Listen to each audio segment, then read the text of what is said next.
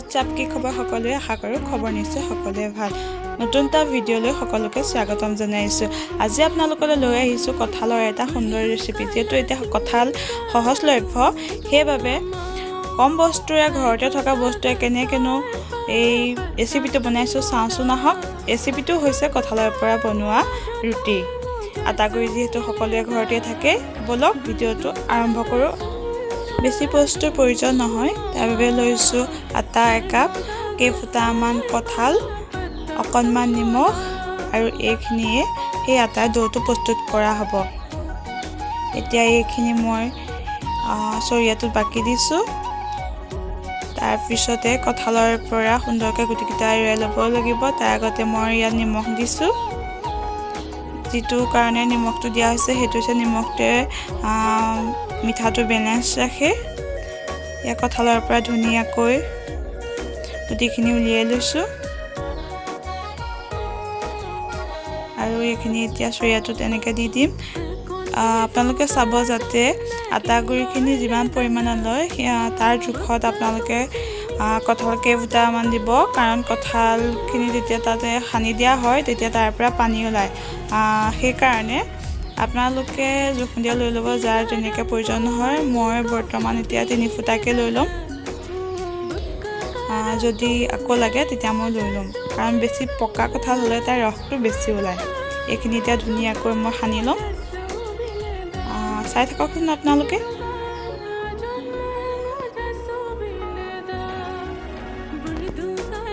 এনে সানি আটা ডোটো প্ৰস্তুত কৰা হ'ল দিছে না কিমান ধুনীয়া কোমল হৈছে আৰু অকণমান হাতত ৰিফাইন তেল লৈ লৈছোঁ সেই ৰিফাইন তেলখিনি ধুনীয়াকৈ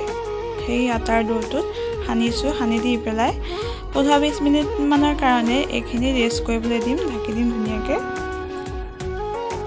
লগালগেও আপোনালোকে বনাব পাৰে কোনো কথা নাই এতিয়া 15 মিনিট হোৱাৰ পিছতে মই এইখিনি ধুনীয়াকৈ লাডু কৰি লৈছোঁ লাডু কৰি এতিয়া ধুনীয়াকৈ বেলি আৰু বনোৱাহে কথা কেতিয়াবা কেনেদৰে বেলি ল'ব আপোনালোকেতো জানে আৰু নিশ্চয়কৈ যি বস্তু মিক্স কৰি পিনি হ'লেও কিবা এটা বনোৱা হয়তো খাবলৈ ভালেই হয় বেয়া নহয় আজি সেইকাৰণে কঁঠালৰ পৰা ৰুটিকে বনালোঁ এইফালে কেৰাহী গৰম হ'বলৈ দিছোঁ কেৰাহীখন গৰম হৈছে আৰু ইয়াৰ ৰুটিটো শিকিছোঁ কি ধুনীয়াকৈ শিকি আহিছে লুটিয়াই দিছোঁ এনেকৈ আৰু লুটি দিম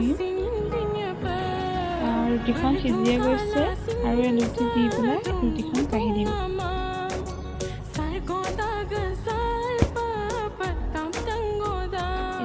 ৰুটিখন আপোনালোকক মই চিনি দেখাই দিছোঁ কিমান ধুনীয়াকৈ কিমান হৈছে চব কিমান চফ্ট হৈছে ইয়াৰ মোহাৰিও আপোনালোকক দেখাইছোঁ চব আৰু মই আপোনালোকক এতিয়া তেল দি বনাই দেখুৱাই দিছোঁ ইয়াত তেল দি দিলোঁ তেল গৰম হৈছে নাই চাইছোঁ যেতিয়া সেই লাডুখন ওপৰলৈ উঠি আহিব তেতিয়া জানিব যে তেল গৰম হৈ গৈছে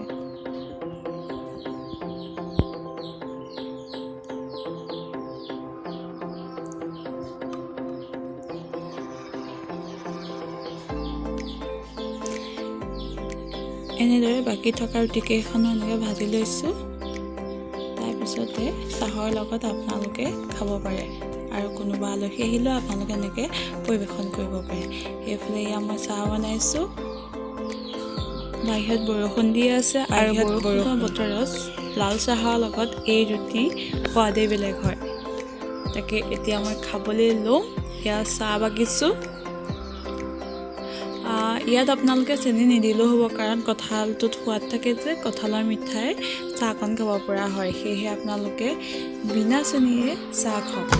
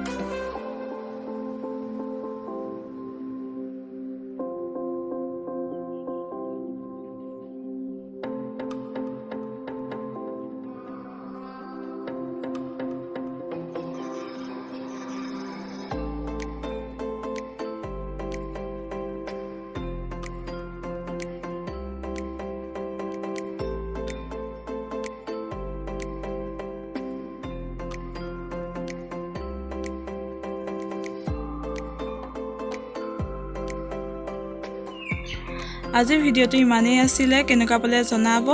এই ৰেচিপিটো এবাৰ বনাই খাই চাব আৰু কেনেকুৱা পায় কমেন্ট সেকশনত জনাব সকলোকে ভিডিঅ'টো চোৱাৰ বাবে ধন্যবাদ থাকিলে আৰু সকলোৱে যাতে like comment and share and subscribe কৰিব বুলি আশা ৰাখিলো আজিলৈ ভিডিঅ'টো ইমানেই বাই বাই